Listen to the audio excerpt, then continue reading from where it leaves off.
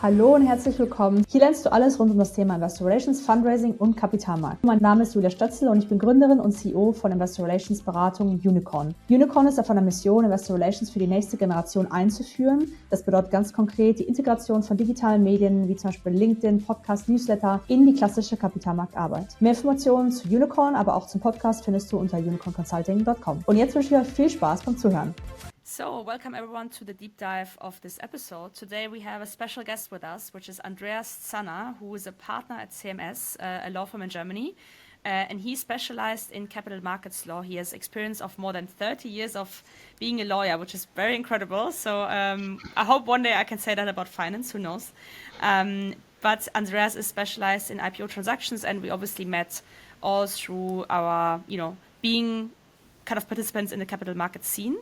But on top of that, CMS is actually a sponsor of this podcast. So thank you so much for joining, Andreas, and contributing to the knowledge sharing of this environment. Yeah, hi, Julia, hi, Caroline. Thank you for being a part of this great podcast. And as you mentioned, we are very honored as CMS to be a sponsor. And so I'm happy to join you today. Super. Well, let's dive right in. Maybe you can I gave a very brief introduction to yourself, but maybe you can give our audience a bit more background on who you are and what the audience needs to know about you in the context of the topic that is today, the do's and the don'ts when preparing an IPO, the lawyer's take.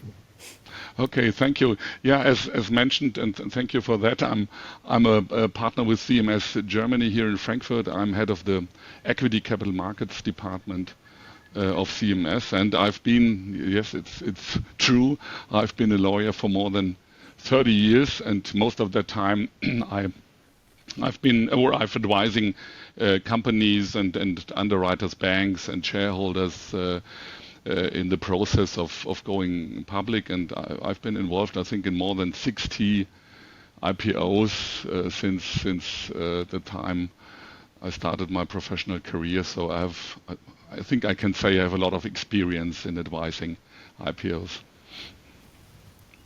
Well, I mean, it was a pleasure to meet you also in person last time at the event. And one cannot say that you don't show all this experience and knowledge every time you speak of the topic. So maybe if we dive a bit further more into it, what do you think does an IPO market stand? Like, how does the market stand at the moment? Maybe you can give us some thoughts about how you feel about the current sentiment and expectations for the future, specifically in Germany. Hopefully you have some positive take on it, we hope. Yeah, as always, of course, it's difficult to predict what will happen in the markets. I think the secondary market, so the indices, the secondary market is, I think, higher or stronger than maybe we expected, because we have a lot of issues like inflation, the interest rates, and also geopolitical risks. The problem, I think, is the primary market. The IPO activity has pulled back in the first quarter 2023 compared to the same period in the last year. I think there have been 41% less IPOs worldwide. However, I'm quite optimistic, at least for the bigger companies, for the second half of 2023. I think the large IPOs always foster investors' appetite, and small and mid caps have much more difficulties to go public. Investors are more reluctant to invest in smaller and mid cap companies. But I think, depending on the conditions I mentioned, the second half year could present more favorable conditions for IPOs, but we will see. As always, it's very difficult to predict here a figure or something concrete. Yeah, totally agree. I mean, also before we actually started the recording, we also spoke about a couple of things being potentially in a pipeline, right, for some players, but who knows what that means. Pipeline could always mean like it's happening in 1 year, maybe it happens like next half year, but we'll see. But definitely it's been very exciting times. As we said, you are already around for some time in the capital market scene, and you have obviously seen some previous market setbacks. What would you say are your lessons learned from those, from a specific lawyer perspective? Yeah, I think the market windows could reopen quite quickly after market setbacks, and therefore you have to be prepared. An early preparation for an IPO is crucial. You have to be ready to act once the market conditions will or are more favorable. And I would not talk about the time window. I'm not sure whether this is the right expression in English, but in fact it's a loophole, a Schießscharte, more than a time window, more than a window. So the lesson is be prepared or get prepared as early as possible. And from a lawyer's perspective, how do you feel is the IPO process looking like these days? And when should a company, I mean, of course, like every company should reach out to you right now. But at which point should they speak to you and speak to a lawyer in this process? You will not be surprised. I think I strongly recommend to involve specialized lawyers as soon as possible. Because you have to fulfill a lot of criteria, and you have to prepare a range of documents for which you need the advice of specialized legal advisors. So to be, as I mentioned before, get prepared as soon as possible, and that's why I also recommend to involve a lawyer at a very early stage, just to have the right legal entity to conduct a legal due diligence, to cure any defects, if any issues in advance of an IPO. Okay, so I mean at least 1 year ahead of the IPO.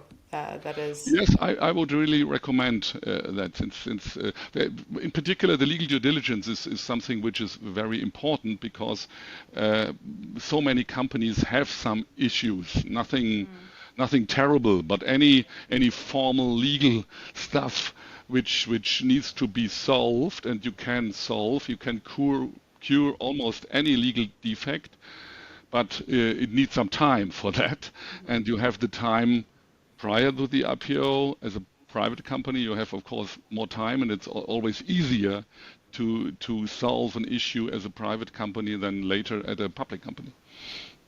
Yeah. I mean, you also do want to kind of cure whatever you can before it has to go into the prospectus, right? So if there's some dead bodies, let's say, in the cellar, you want to remove them, drag them out of there, so to say, before you become a public company. So, I fully agree. It's possible, right? It's just a matter of time and potentially price, I guess, but it's always possible to do that. Perhaps let's go a bit more into details on the tasks of a capital markets lawyer. I mean, you already touched upon a few, but what would you say are specific tasks as part of the IPO process for a lawyer? But also, how do you usually interact with the IR teams? The lawyers usually draft a lot of documents, like the prospectus, and negotiating the underwriting agreement between the banks and the company, the issuer. Some guidelines, and very important, the publicity guidelines. Therefore, the interaction with the IR teams is very important, because the communication is a key factor in an IPO process, of course. But the distribution of information and the communication is governed by the so-called publicity guidelines, which have been drafted by lawyers. So it's essential to work very closely with the IR people, who are very important, of course, but it's also important to communicate along the legal lines, along the lines set up by the Security Trading Act, and of course the information has to be in line with the prospectus. So you can't give more information to investors than the prospectus do. And jumping into the fun part of this interview today, the do's and the don'ts. So on the do's side, What do you think are the key considerations that a lawyer such as yourself would keep in mind when assisting a company when preparing an IPO? From my perspective, also from the lawyer's perspective, the lawyer shouldn't take himself too seriously or to overrate his importance. He has to bear in mind that the management, of course, has to run the company, has to do the business. So I think organization is very important, that the legal advisor helps the company to establish work streams, to get organized, to allocate responsibilities to certain people in-house, that you have a smooth process. I think this is very important for a lawyer. Not to be the lawyer is not the most important person, of course, in the process, and that's he must understand, and so he must help all the other people to work together, to work closely, to be efficient as possible. We should get cups saying you're not the most important person in the room. The lawyers in the beginning. Lawyers are never. Sometimes they think they are important, but Of course they are. You must understand. Hello. Yeah. Well, we talk now about the do's, but how about the don'ts? I mean, one don't is clearly don't be the most important person in the room. But are there any common mistakes or pitfalls that you saw of a company that you advised previously they have been doing? If you go public to the regulated market, you have to present 3 years figures according to IFRS.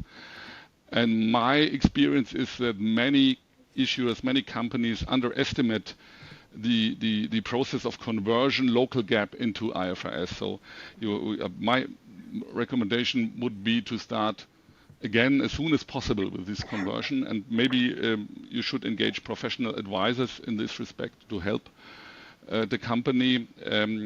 Second is the same applies to the due diligence process. As I mentioned, you can solve almost any legal issue in advance.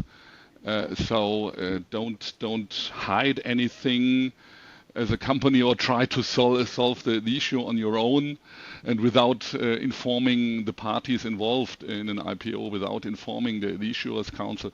So I think this would be a don't, so to speak, if you do it on your own, or if you do it too late, or if you think it will be solved anyway. No, normally legal issues have to be solved by professionals, by really specialized lawyers. Do it yourself is not usually a good way to go, and you need to take law into consideration. And earlier you were talking about the legal and regulatory requirements that you have to fulfill prior to an IPO or when you're going public. Maybe could you tell us and also the audience a bit more about it, and how can lawyers ensure this complies? The most important thing is the prospectus. The prospectus will be drafted by lawyers, as mentioned, and it's very. Or the company needs to ensure that any other information, in particular the marketing materials, harmonize with the prospectus. And that, I think, is the most important issue, and it's of course a regulatory issue. So everything has to be in line with the prospectus. Any communication, and that, I think, is the most important thing. And as a lawyer, as issuers counsel, and also as underwriters counsel, you have to help the parties to comply with these rules, to comply also with the publicity guidelines.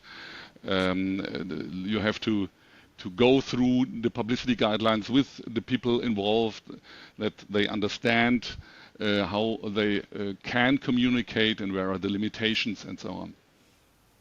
Right.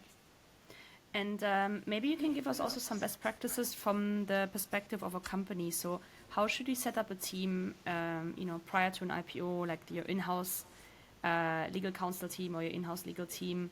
What are the processes? What is kind of a good team size? Anything that you can recommend? I would recommend, first of all, to be as efficient as possible. And that's why from the first day you have the idea or the plan of an IPO, you should allocate responsibilities internally, in-house, and you set up different work streams and teams for preparing the documents and figures which you need, since some people in the company will be blocked anyway during the IPO process. But when you try to set up teams and work streams and to allocate the responsibilities to the right person, and I think you can manage the whole process without blocking the company from any other business, which is of course very important. Since business is the most important thing a company should do, also in an IPO process. It's a half year before an IPO, the figures should be better in the best case, and not worse than before. I find it always so funny. You're not the first person who reminds companies and founders, like, remember to work on your company in the time prior to the IPO. It's such I mean, also Julia told me about her last IPO experience and how, I don't know, overwhelming it is to that extent. Yeah, absolutely. Yeah. And I think it's really crucial. You have to identify also all the issues. Sometimes you have specific issues in a spin-off situation, for example, where is a cash pooling agreement between the parent company and the subsidiary, which should go public, and that's also very crucial to identify at a very early stage. What do I need to solve? What do I need to prepare for the IPO? Absolutely. We've actually come to our last question already. This went way too fast. Maybe we should do it a second time. So, last question for you today. Based on your experience, what advice would you give to actually aspiring lawyers who want to specialize in IPOs and provide valuable guidance to companies in this area? Yeah, first of all, I would recommend young lawyers who want to specialize in IPOs to study a year in the UK or in the US or take the LLM exam to improve their English language. Since all the documents in the IPO process are in the English language, in particular the prospectus, and you have to draft it very properly, very carefully, and for that purpose you really must have very good English language skills. The second is, I always say, to be patient. What does that mean? We have these ups and downs in the capital markets since many decades. So capital markets lawyers, sometimes he has a lot of work over months, every weekend for many deals. And if the market conditions are unfavorable, it's the opposite. But should be relaxed and patient. This is normal. It's not like in labor law or in any other disciplines. It's where it's stable. So it's a permanent up and down in the IPO process. And when you're working as a lawyer, you have to face the same challenge, the up and down. Yeah, completely. I mean, I guess it's the same also from our side, from the IR side. Yeah. You have to live through the various cycles. But then, yeah, we've already come to the end. I don't know if there's the last few words you want to leave with the audience before closing for today. I want to just say, be optimistic for the market. So and for any potential issuer, as I said, get prepared as soon as possible. And then you can press the button when the markets become more favorable. So that, I think, is one of the key messages of today from my perspective. It's a message we do like very much. We can resonate with that. Yeah. Okay. Thank you very much, ladies. Thank Thank you so much, Andreas, also for your support with the podcast, and we will see you very soon. Yeah. Bye-bye. Thank you. Bye-bye. So, wir sind jetzt auch schon wieder am Ende des Podcasts angekommen. Ich hoffe, dir hat diese Episode gefallen. Wenn du Hilfe brauchst bei irgendwelchen Kapitalmarktthemen oder digitalen Investor Relations Themen, dann melde dich gerne unter unicornconsulting.com und buch dir einen ersten freien Consulting Call. Wir würden uns ebenfalls darüber freuen, wenn du uns auf Social Media folgst, zum Beispiel YouTube, TikTok, Instagram oder auch LinkedIn, oder wenn du einfach einen Like da lässt. Ich wünsche euch alles Gute und bis zum nächsten Mal. Eure Julia. Ciao.